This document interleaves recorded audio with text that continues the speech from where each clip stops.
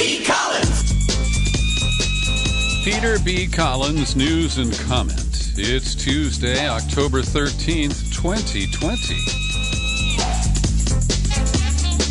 All across the country, early voting is underway as 80 million mail-in ballots are in distribution.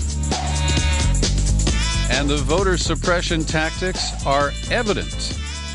I mean, we are seeing incredible lines for early voting in Georgia and Texas just yesterday. Some of this is a product of voter suppression schemes. In Georgia, in areas like Democratic DeKalb County, in Cobb County, which is kind of purple, and in North Georgia's Floyd County, where Trump is strong, we saw a big turnout and long lines. At least 2 counties had problems with the electronic poll books used to check in voters.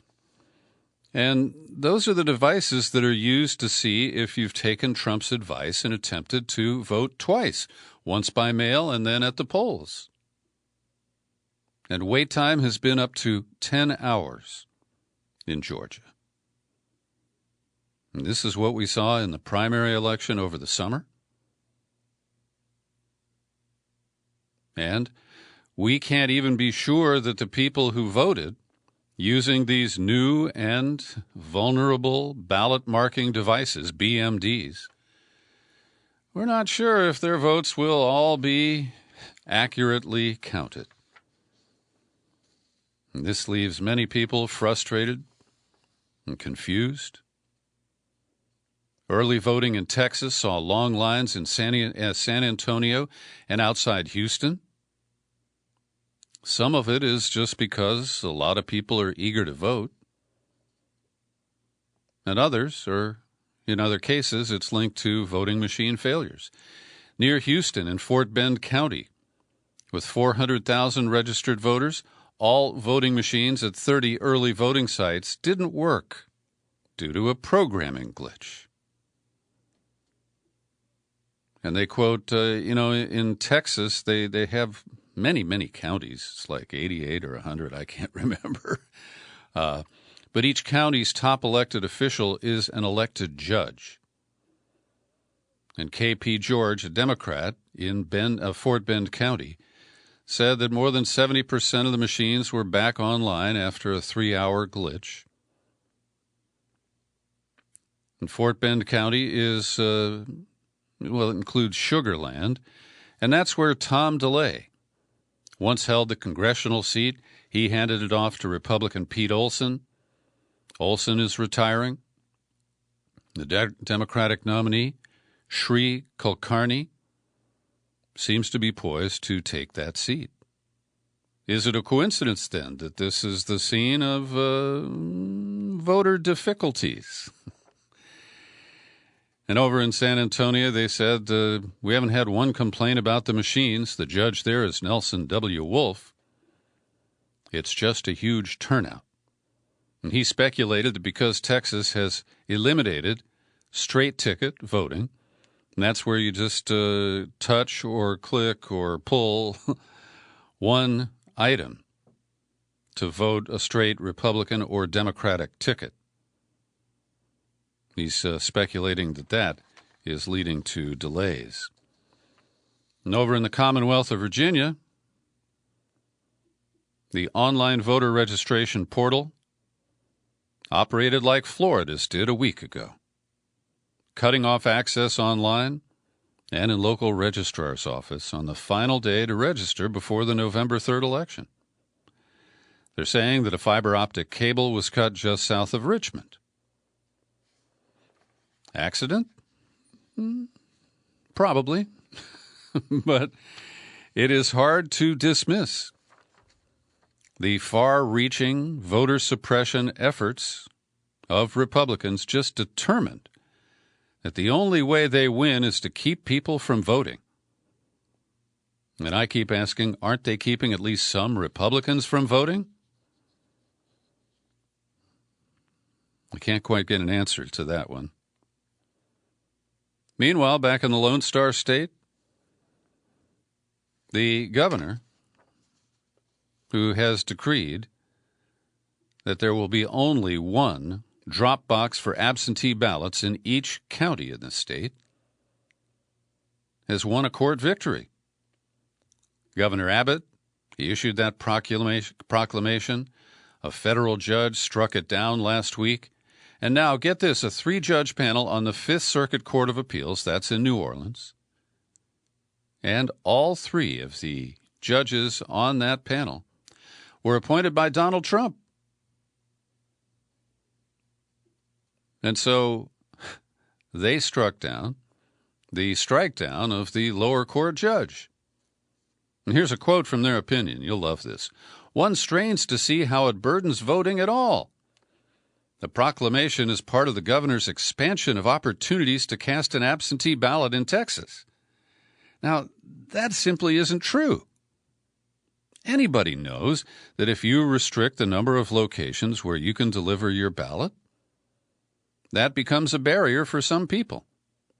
And as I discussed in some detail with Brad Friedman in our latest in-depth interview podcast here at peterbcollins.com, Texas already has a highly restrictive law that was tested in the courts and is going to stay in effect that limits the use of absentee ballots to the elderly, to people who can prove that they won't be at home on Election Day, and to people with established disabilities. Despite that narrow permission to use absentee ballots, they are erecting these barriers.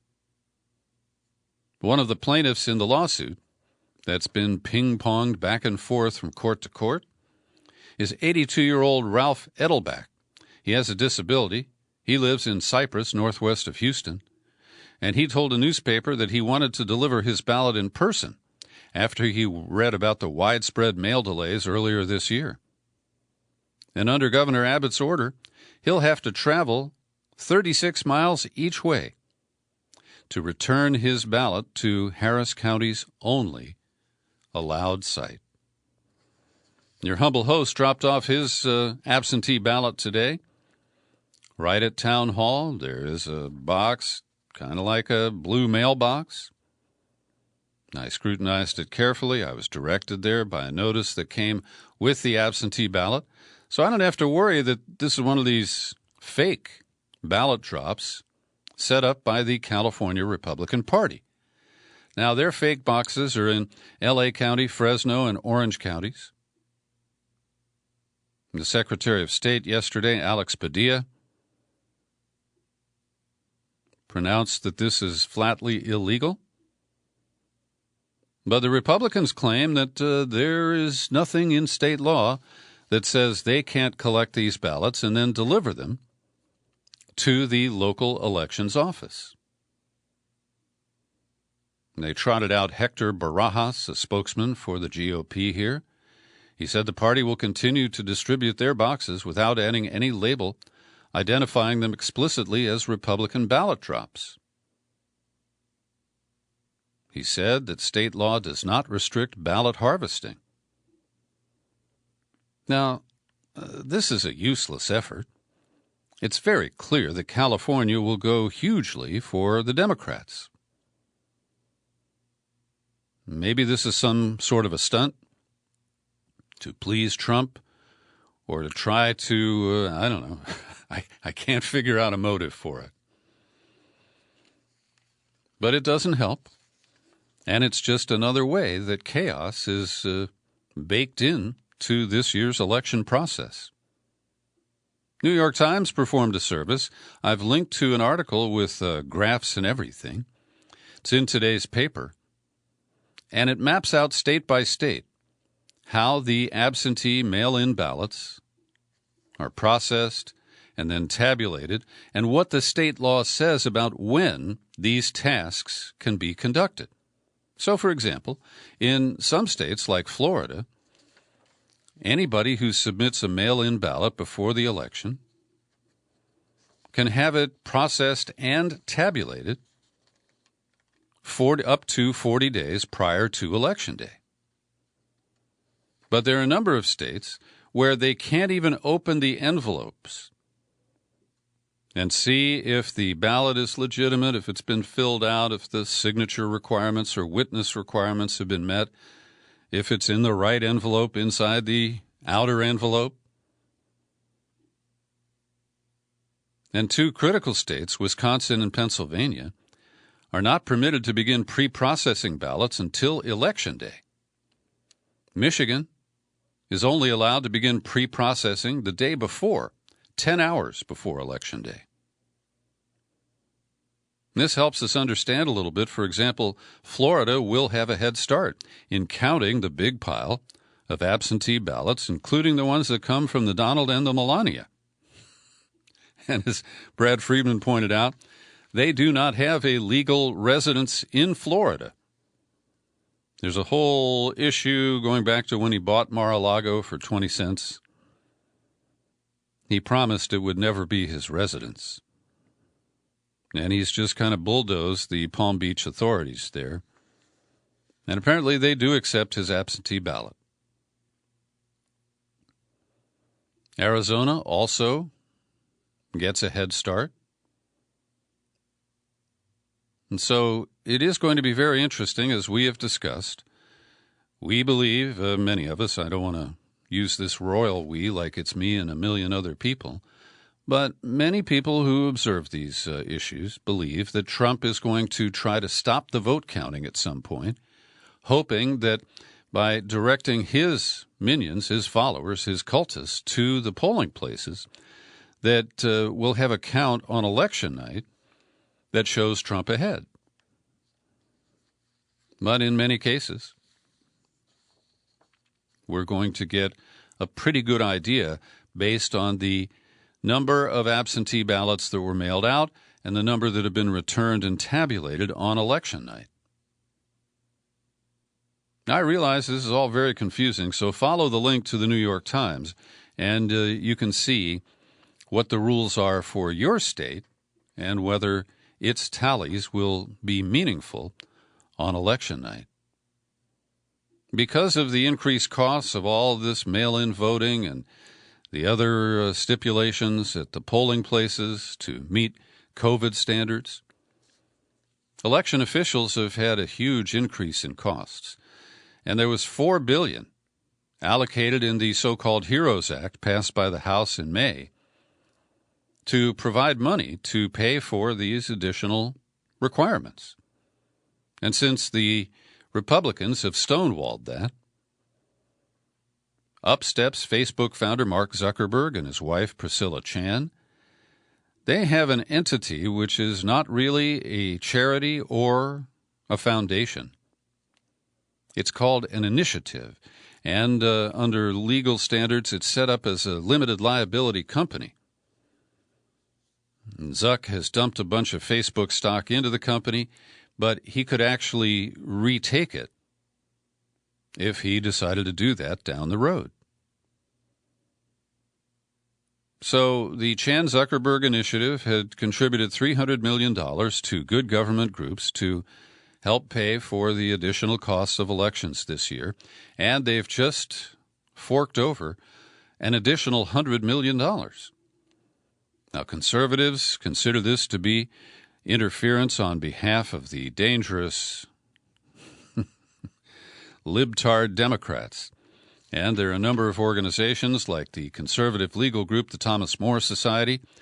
It's filed lawsuits in 8 states, including Michigan, Minnesota, Pennsylvania, Wisconsin, Georgia, and Iowa, seeking to block these grants from being used. In other news, the Defense Secretary, Mark Esper, on loan from his old employer, Raytheon, has declined to rule out sending active-duty military personnel to guard the polls on Election Day. He was asked by members of Congress to commit to refusing to send troops to the polls, and he offered a one-line answer. The U.S. military has acted and will continue to act in accordance with the Constitution and the law. Now, I would argue that that means he's not going to do it because posse comitatus generally prevents the military from being deployed inside our own borders. Well, we've seen Trump try to expand that, sending troops to the border to tune up their trucks, and, of course, deploying his federal goon squads to Portland and other cities this summer. And Mark Milley, the chair of the Joint Chiefs of Staff, who made the bad choice to take a stroll with Trump over to St. John's Church after troops had cleared the streets in front of the White House there. Well, he said, quote, "I believe deeply in the principle of an apolitical U.S. military. In the event of a dispute over some aspect of the elections, U.S. courts and the Congress are required to resolve any disputes, not the military. I foresee no role for the U.S. Armed Forces in this process." So for Democrats and anti-Trumpers, people who'd like to see the Senate taken away from Republican control by the course of this election, the Cook Political Report has changed its ratings of 3 closely watched Senate races, and they are tepidly predicting that the Democrats are likely to regain control. They've looked at Kelly Loeffler, the interim senator from Georgia, Dan Sullivan in Alaska, who's plagued by a bit of a scandal right now, an environmental scandal, and John Cornyn of Texas. Those have all shifted from likely to lean Republican. The editor at the Cook Political Report, Jessica Taylor, said, "A drop not only in Trump's re-election numbers following his disastrous first debate and coronavirus diagnosis, but also in subsequent down-ballot GOP surveys paint a dire picture for Republicans across the board at a very precarious time." Now, you may know Democrats need to win 4 seats, or 3 plus the White House, in order to technically control the Senate. And they expect Doug Jones, the wobbly Democrat from Alabama, to be defeated. And the party is predicted to pick up Arizona and Colorado. So the trend line is looking good for the Senate. And you'd think some of those Republicans would say, hey, maybe we ought to send some cash to the voters.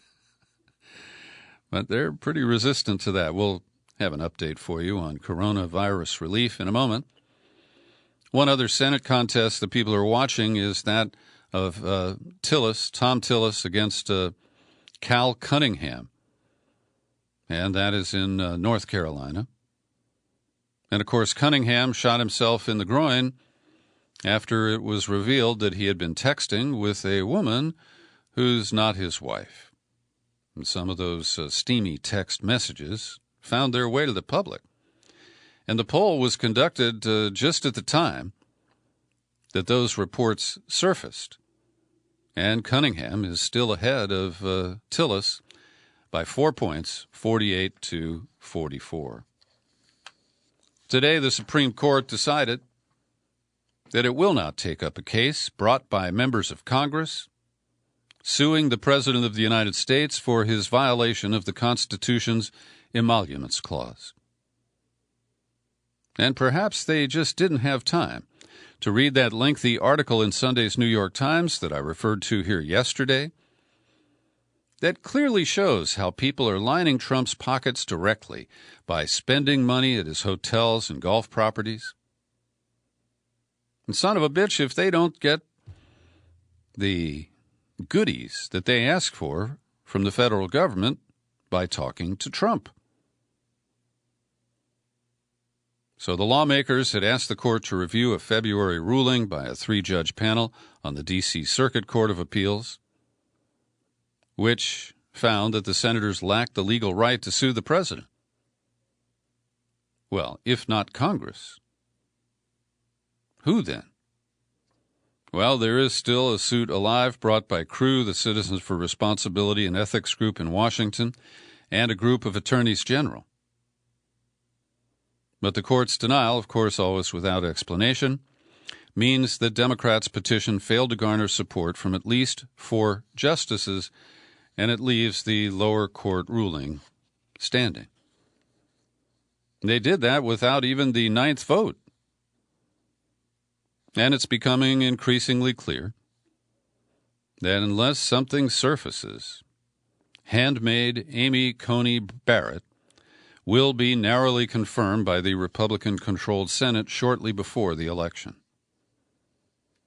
I watched about 40 minutes of the hearing this morning, and she comes across as very bright, very capable, knowledgeable in the law. And she offers this kind of schizophrenic presentation that, oh, yeah, I'm against Roe versus Wade, and I signed that letter on the way out of church one day, but that won't affect my judgment if I'm on the Supreme Court for lifetime at the age of 48. And Obamacare, oh, I'm not hostile to Obamacare. I just didn't like Justice Roberts' ruling. Abortion rights? Obamacare? Gun rights? I heard a really good civil exchange between Illinois Senator Dick Durbin and Barrett at the hearing this morning.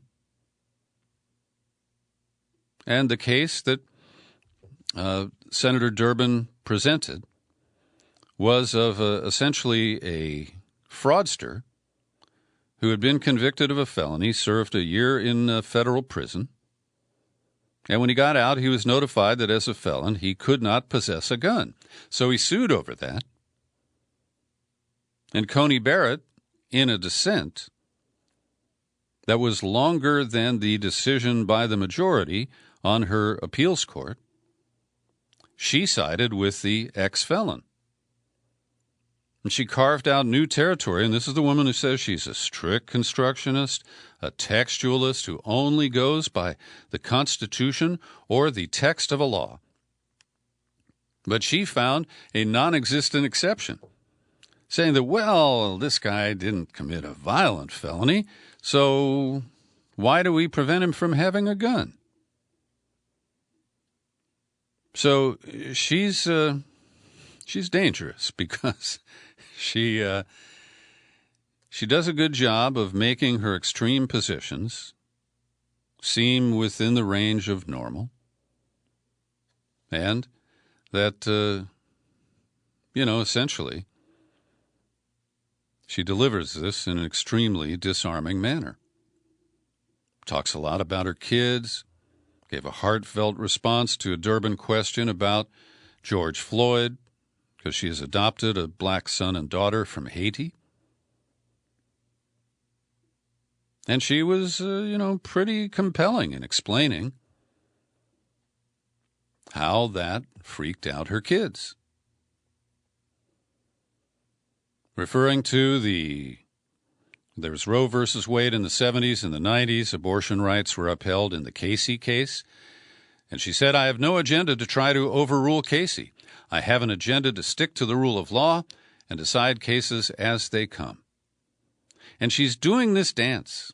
It's really the dance that every nominee since Ginsburg has performed, which is to say, Senator, that is a lovely question. I wish I could answer it, but it's likely to come before the court, and so I'm going to duck. I'm going to bob and weave and do the Macarena, whatever it takes, but I'm not going to answer your question. And I think she will maintain that kind of legal stone wall through the course of these hearings. Sheldon Whitehouse of Rhode Island didn't ask her any questions. In his time, I think they get half an hour, maybe. I couldn't quite tell. Whitehouse presented a sequence of slides, there were charts, and information about the role of the corporate-funded Federalist Society in picking judges for Trump. Barrett belonged to the Federalist Society from 2005 to 2006, and then again from 2014 to 2017. Then she resigned when she became an appeals court judge in Chicago, but continued to accept speaking fees and address meetings of the Federalist Society. So I give Whitehouse high marks because I do think that it shows that she is a protege of corporate interests, including the Kochs. And when asked about important precedents, she cited the woman whose seat she will likely be taking, Justice Ruth Bader Ginsburg. Quote, "No hints, no forecasts, no previews." And Barrett said that had been the practice of nominees before her, but everybody calls it the Ginsburg rule because she stated it so concisely, and it's been the practice of every nominee since. And it's kind of ironic to note that Ginsburg herself didn't uphold the Ginsburg rule because she was willing to honestly comment about her positions on abortion rights at her confirmation hearing. And I think she was confirmed 98, something like that, over 95 votes in the Senate. Barrett insists her Catholic beliefs will not affect her rulings, that she knew upon nomination that her faith would be caricatured, including her involvement in People of Praise, which I consider to be a religious cult. And what's interesting is that so far, from what I've read and what I have seen, which is not everything, it's only the Republicans who are bringing up her religion. And they're bringing it up in a way that demonizes Democrats for even thinking about linking her religion to her ultra-conservative legal views. And I'm fearful, as I expressed yesterday, that the Democrats will stick to this bad strategy and not bring up her religion, even in contexts where it is quite problematic. And here's a summary article from the Washington Post today, described as early takeaways from Barrett's Supreme Court hearing. Item 1, Barrett wouldn't comment on how she might decide any presidential issues, except to offer reassurance that she adheres to stare decisis. And I remember Arlen Specter, the senator from Pennsylvania, who quizzed nominees on what he called super-duper precedents. And this is a standard song and dance that we have seen going on for years now, and she is sticking with the script. On major questions about settled law, Barrett dodged. She wouldn't say how she would rule on whether a president can delay an election. She wouldn't commit to recusing herself from a case in which she might have a conflict of interest, nor on how she would rule on a huge case coming up before the court in November, the Affordable Care Act, and she simply said she's not hostile to it. And when asked about the linkage between Obamacare and protection for people with pre-existing conditions who can still get insurance, she seemed oblivious to the connection there, as if she could help strike down the law on technicalities, and that magically the protection for those with pre-existing conditions would remain in place. Interesting op-ed that I've linked to in today's show file. It appeared at the New York Times under the byline of Wajahat Ali. And he asked the basic question: how would Republicans behave if Judge Barrett were a Democrat whose strongly held religious beliefs came from Islam instead of Catholicism? He speculates Republicans would demand she prove that she was not working with our enemies. That's what Glenn Beck, the conservative media host, called for when Keith Ellison was elected as the first Muslim in Congress. He continues, they'd probably use her faith to accuse her of hoping to create a Sharia state through judicial activism. That's what conservative bloggers did in 2011 when Governor Chris Christie of New Jersey nominated Sohail Mohammed, a Muslim originally from India, for a seat on a superior court. And one more, he says, if Judge Barrett wore a hijab, Jeanine Pirro, the Fox News host and a former judge, would question whether her religious beliefs were in opposition to the Constitution. And that's the ugly accusation that Pirro levied against Representative Ilhan Omar in 2019. I think it's a good question. And we know pretty well what the answer is. Well, we're learning now that the plot hatched by members of Michigan's self-styled militia who wanted to kidnap their governor, Gretchen Whitmer, they also discussed a similar action against the governor of Virginia, Ralph Northam, because he and Whitmer had imposed aggressive lockdown orders to restrict the spread of coronavirus. Both governors were apparently targeted. Michigan lifted its restrictions on June 1st, but prohibited bars from offering indoor service in July. And the Michigan Supreme Court, with a Republican majority, ruled that the law that Governor Whitmer had been using to issue her emergency orders was unconstitutional. And we learn a little bit more that the recorded intercepts of some of the plotters said that the so-called Wolverine watchman had expressed their suspicions that government informants were monitoring or had infiltrated their group. At one point, after a planning trip to case the governor's vacation home in the surrounding area, one of the principals, Adam Fox, asked that all participants be scanned with a device that they thought would identify if anyone was wearing a transmission wire or a recording device. And that leads to this important analytical piece by Raul Diego, published today at Mid-Press News. And he takes us back, and I give him credit for making these links to the Ruby Ridge standoff led by a former Marine named Randy Weaver. And that was a 1970s event. And Diego writes, stoked for decades by an extremist capitalist oligarchy which has slowly and methodically disabled the levers of democracy to achieve its interest, the latent racial tensions that haunt America's collective psyche are being exploited in ways never before possible with the advent of online disinformation mashups like QAnon, Antifa, BLM, and others along the spectrum of modern-day social media constructs.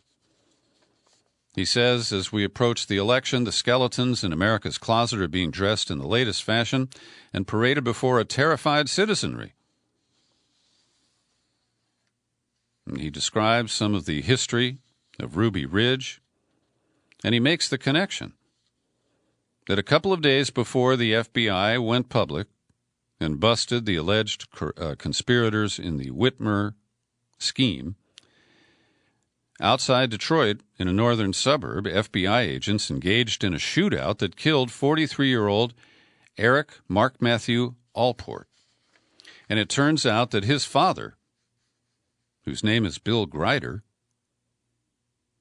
was at Ruby Ridge, and he played the role of a kind of intermediary. He would go back and forth between the U.S. Marshals and Weaver, Randy Weaver, and he later said that he was going to kill Weaver and that the government wouldn't have to pay him. So then Diego comments on one of the sheriffs in the state of Michigan from Barry County. His name is Dar Leaf. And he unequivocally stated in an interview that the kidnapping of Whitmer, in his eyes, should be treated as an attempt by concerned citizens to make a felony arrest of the governor for violating the Constitution. And Sheriff Leaf had earlier been captured on video at a rally with one of the Wolverine suspects. So while Whitmer was under speculation as a possible running mate for Joe Biden, the FBI was infiltrating this group. They recorded hours of conversations. And, of course, as always, we don't know what role they played as agents provocateurs. And I credit Diego for raising the question about whether the Whitmer plotters, with their FBI paid informants and undercover agents, were the subjects of entrapment. And I have to say, you look at the mug shots of these would-be militia members, and it's pretty easy just to say, oh, the FBI got this one right. But Diego has appropriate skepticism here because we've seen hundreds of cases of Muslim Americans framed by the FBI for allegedly plotting domestic terrorism events. Every day I pause for a second to thank the people who support my work here at the Peter B. Collins Podcast with your subscriptions. Fine folks on both sides like Malachi De Lorenzo, Suzanne Bowen, let me turn the page here, Aidan McAleer, and the incredible Faith Peoples. I appreciate each and every one of you. Thank you for your support, some of it for years now. Some of you have multiple subscriptions.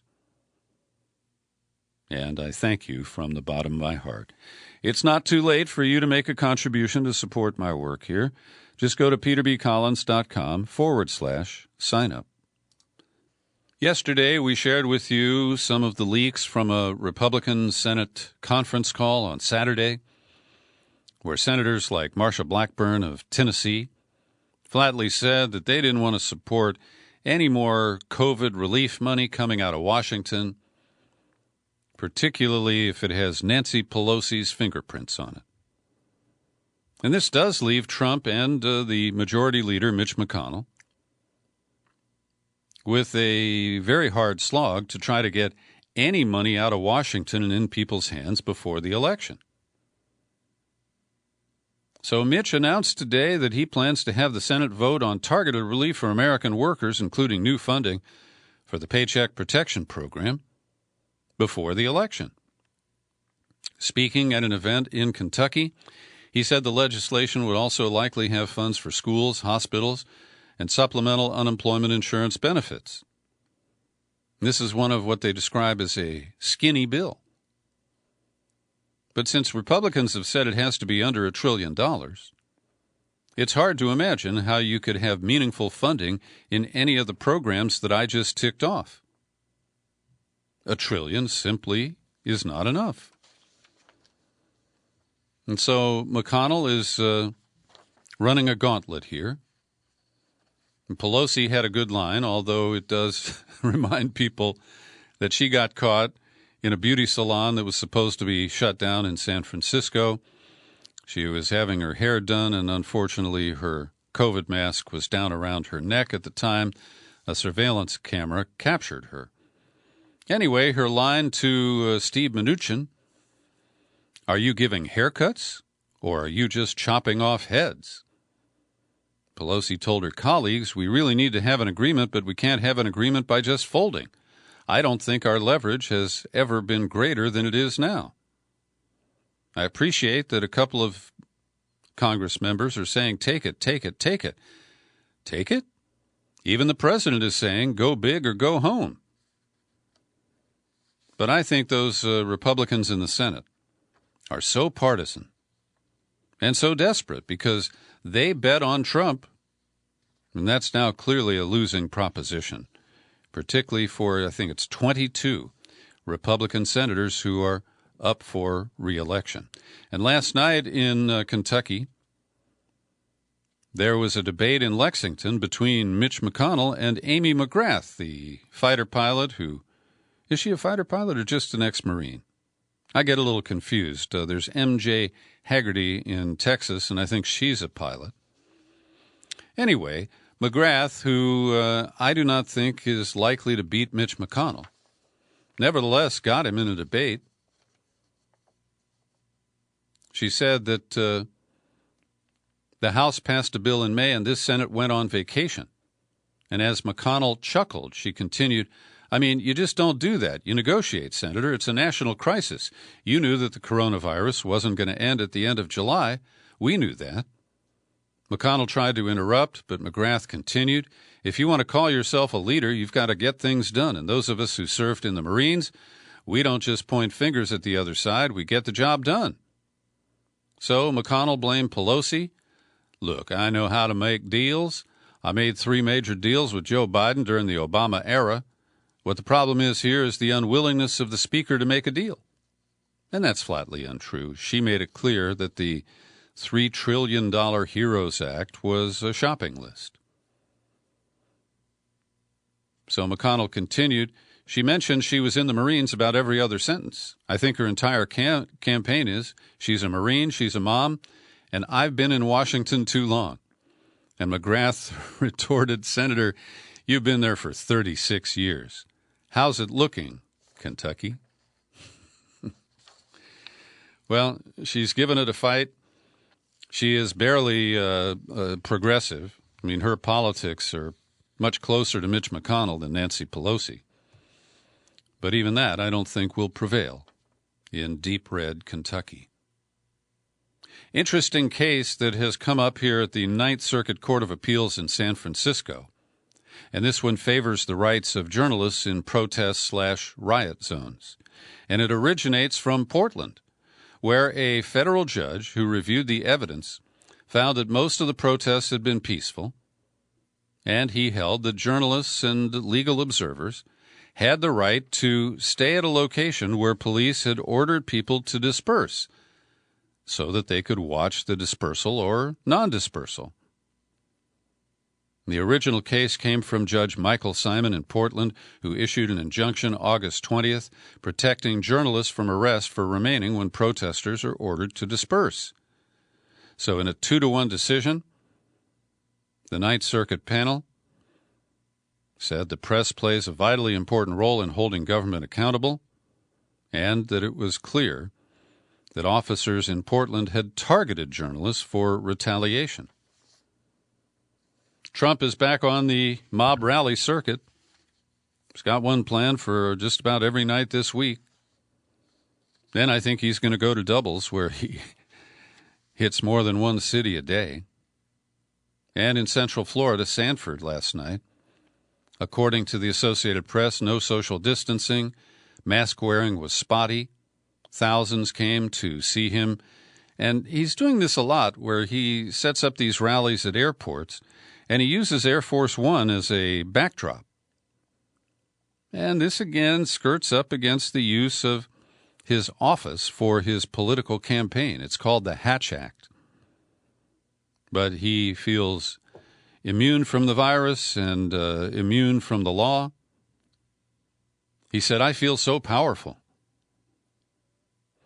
I'll walk into that audience. I'll walk in there. I'll kiss everyone in that audience. I'll kiss the guys and the beautiful women, everybody. I'll just give you a big fat kiss." I don't know that there were any takers for that. And at the rally in Florida, he slipped in, one of those things like he used to say Mexico's going to pay for the wall, and now he just uses the wall itself for an applause line and moves on. So he got a round of applause about Obamagate, and as you know, I do believe there's something there. The origins of the Russiagate investigation. But now he apparently has accepted that Bill Barr and his hand-picked U.S. Attorney John Durham are not going to produce before the election. Because he told his loyal fans, "We'll take care of it all after the election. We caught him cold, bad people, crooked Hillary. And by the way, Obama and Biden knew everything that was happening. We'll take care of it after the election."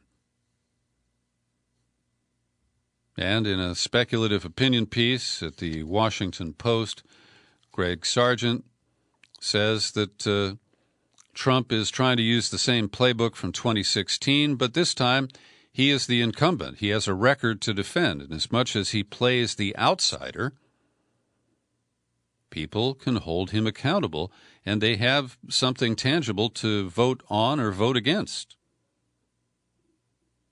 And Sargent writes, that makes an 11th hour intervention less likely to succeed in effecting a broad last-minute shift. And also, with so many people voting early, so many people voting by mail and submitting those ballots early, An effort for a last-minute smear or stunt doesn't have the impact that it used to. Well, this is a little dark, but we know that Trump and Stephen Miller have been scheming all along to essentially shut down the southern border. They imposed these bizarre rules for asylum, where if you're from Honduras, you got to go to El Salvador before you can request asylum in the United States. And also using COVID as a smokescreen to say, oh, we've got to seal our border to keep that virus from coming across. And so there are some troubling anecdotes of individuals who were dropped off just over the border in the Mexican state of Sonora in a little town called Sasabe. It's only 2,500 people. It's only got one little grocery store. And advocates have reported, and this includes some nuns who are human rights activists, we've got hungry people being dumped into this community by the hundreds. I've never seen so much activity in that area. Many of them are pushed out into the Mexican desert, which can be deadly. And in fact, they are reporting that more human remains have been recovered in the Arizona desert this year than at any point since 2013. And these are tagged as Title 42 expulsions, where agents will sometimes track a group of migrants for days before they make an arrest, allowing their physical exhaustion to assist in the apprehension efforts. More than 147,000 people have been expelled. I don't have an exact timeline here, but it looks like over the past 6 months.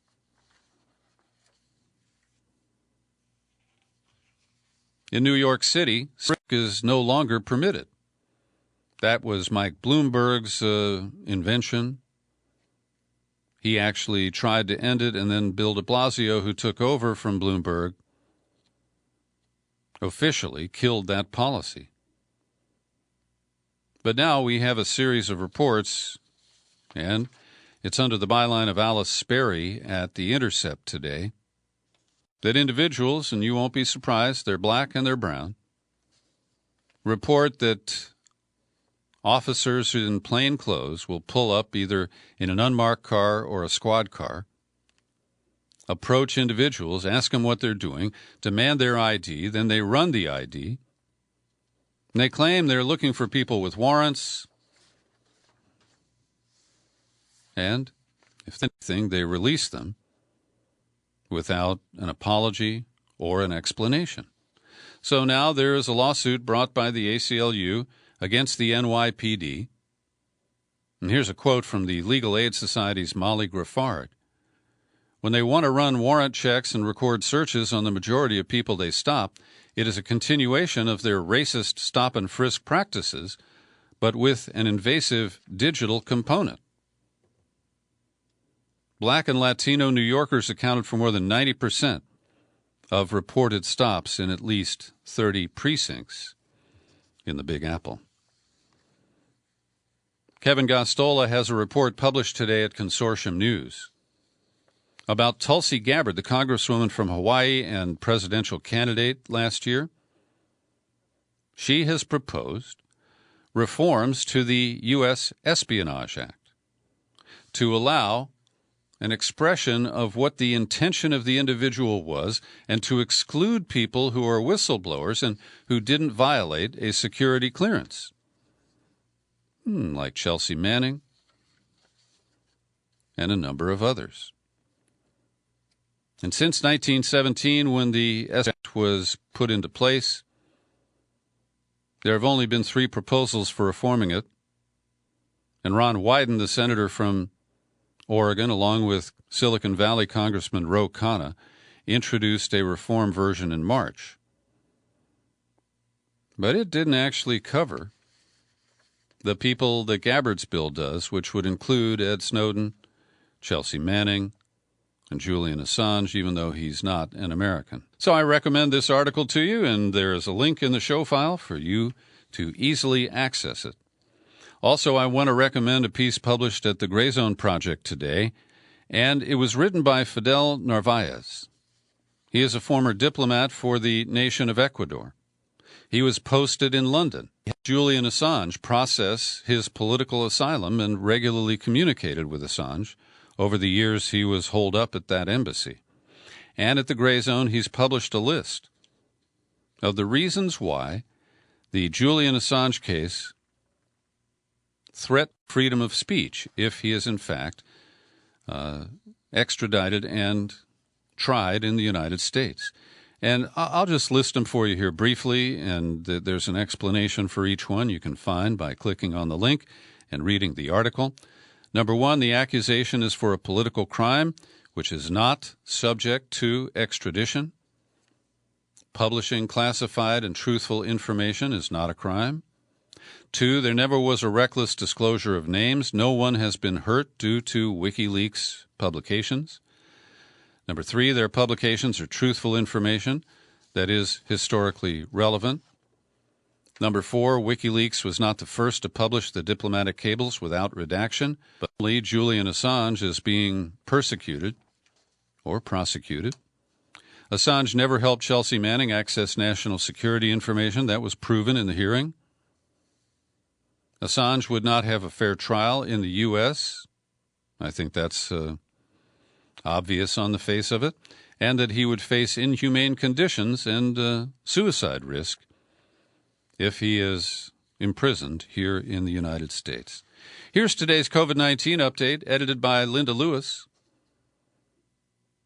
We have 41,653 new cases reported yesterday, with 317 new deaths, bringing the U.S. total to 215,550.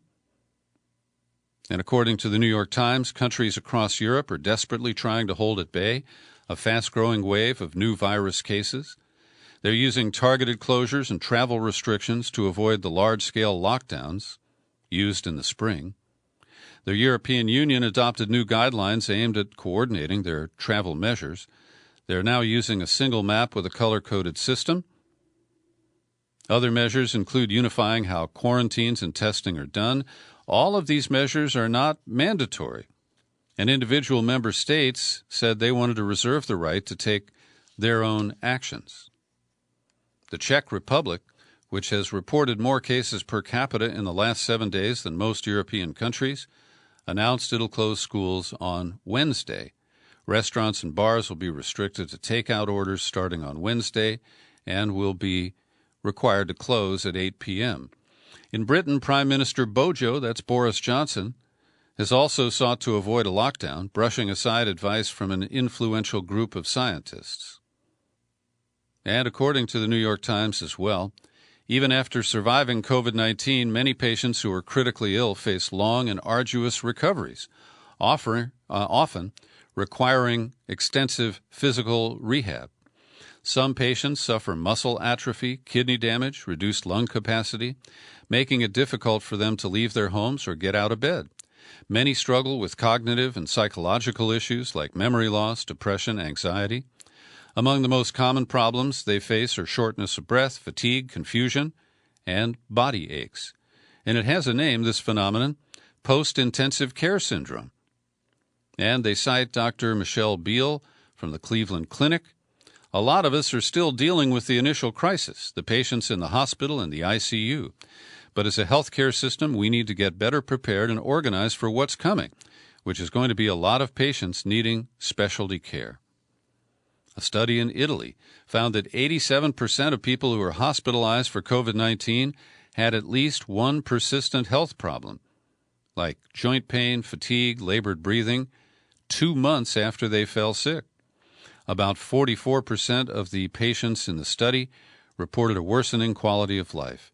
And another study at NYU Medical School found that 74% of COVID patients continued having shortness of breath a month after they left the hospital.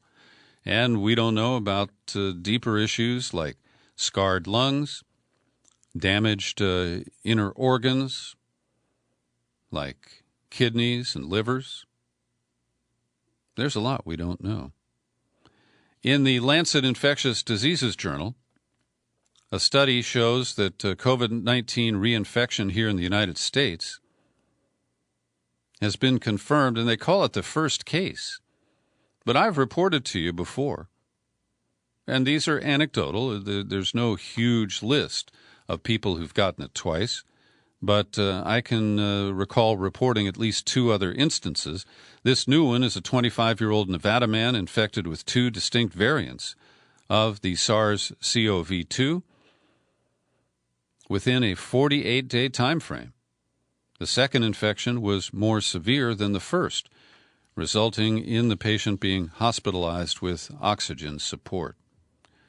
Rahm Emanuel has a brother who's a health policy guy. He served in the Obama administration. This would be Ezekiel Emanuel, and he was interviewed at Stat News about the Regeneron monoclonal antibodies. See, I summoned that from my memory. That were given to the president on a compassionate use basis. And Emanuel is critical of that because he said, why didn't he just join a trial? Because then we would have a better understanding of whether the drugs work or not. And because he was given the Regeneron antibodies, as well as remdesivir and the powerful steroid, well, I guess the president gets to avoid being a test subject, a guinea pig. But I think Emanuel makes an interesting case here. And finally, from Linda's report, there is a new documentary, and it comes from Alex Gibbs, and Gibney, I'm sorry. He produced Enron, The Smartest Guys in the Room, Taxi to the Dark Side, and many other documentaries. And this new one was shot with COVID-19 production skills. They sent cameras to each of the subjects so they didn't have to be interviewed with another person present. And the film's most basic explanation is that the pandemic has become a political football, a battle between science and those who choose loyalty over facts. It becomes a pitch-black running joke whenever a scientist's explanation is immediately preceded or followed by Trump parroting wishful thinking ideas about how this disease is going to go away by itself. We've got it totally under control, Trump says at least 6 times in this new film. And I believe it is available on Hulu. Oh, here we go. Apple TV, iTunes, Amazon Prime, Fandango, Google Play, YouTube, Vudu, and Hulu. You can check it out. Also in my COVID file, Johnson & Johnson has paused the large late-stage clinical trial of its coronavirus vaccine because of an unexplained illness in one of the participants. They didn't say whether this sick person had received the vaccine or a placebo. The pause was first reported by the health news website Stat, and this morning shares of Johnson & Johnson fell about 2%. J&J has just begun the so-called Phase 3 trial, and they're targeting up to 60,000 volunteers. This is a common process. We saw it with the AstraZeneca trial that's based in England. They may have had people all across the world. And so we'll see if that indicates that the vaccine is a failure or if other issues were involved. Anthony Fauci is warning the Trump campaign that the edited soundbite that they used in a commercial that makes it sound like Fauci has praised Trump for his response to the pandemic. Fauci is fighting back. He says, I've been a public servant for 5 decades now. I've never either directly or indirectly endorsed any political candidate. This ad clearly implies strongly that I'm endorsing a candidate, and I've not given them my permission to do that. And in addition, the quote that they took is completely out of context. Alan McLeod at Mint Press reports that the World Health Organization is using the pandemic to force nations that are seeking bailout money to adopt measures that often lead to deep cuts in medical care. So the criminal financial world's response to COVID-19 is to cut the funding in countries where people already lack sufficient access to health care. And McLeod reports that 76 of 91 loans negotiated with 81 nations since the beginning of the pandemic in March come attached with demands that countries adopt measures like deep cuts to public services and pensions. And Oxfam International has identified at least 14 countries it expects will imminently freeze or cut public sector wages and jobs. Yeah, that'll fix it, for sure. And finally today, from the Foreign Desk, a couple of quick updates. Kyrgyzstan's president yesterday ordered a new week-long state of emergency in the country's capital after the parliament failed to consider and approve his previous order within the legally required 3 days. The protests have been ongoing there in Bishkek for a while. In Belarus, the protests enter their third month after what is viewed as the fraudulent re-election of President for life, Alexander Lukashenko. 713 people arrested on Sunday, and as of Monday, almost 600 of them were still behind bars.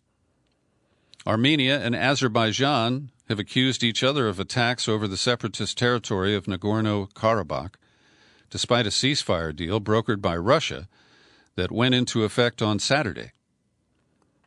And I want to acknowledge that this is a hot war over this area called Nagorno-Karabakh, and it's something I don't know enough about, so I have not been covering it or commenting on it. But I've asked my friend, former CBS radio news correspondent Terry Phillips, who is an expert. He said he knows too much about this situation. He's covered both sides of it, and he will be joining me for an in-depth interview scheduled for Thursday this week. And finally, I want to recommend a piece by Max Blumenthal at the Gray Zone Project, where he notes that Roger Waters, the former member of Pink Floyd, who's become quite an outspoken activist, that he was sabotaged by human rights groups like Amnesty International. So Roger Waters had signed on to appear in an event which is drawing attention to the plight of Stephen Donziger. He was the guy who won the court judgment in Ecuador against Texaco, now owned by Chevron. And he's been a prisoner in his own home for over a year now, behind a contempt of court ruling from a judge in New York. So there was this event, and initially, Amnesty International tweeted a promotional message for it, and then they took that down. And when Blumenthal investigated, he found it's because Roger Waters has been critical of the white helmets and the other conditions in the 10-year-old war in Syria. And because of his outspokenness on that, because presumably Amnesty supports the white helmets, which appears to be a front group, they responded in that manner. It's quite a report. Max Blumenthal's at the top of his game. Check it out. Follow the link at peterbcollins.com. Thanks for joining me today for my news and comment podcast all the way to the end here. I appreciate it. You're free to share it everywhere. You'll find it on YouTube. I'm Peter B. Happy trails to you until we meet again. Happy trails.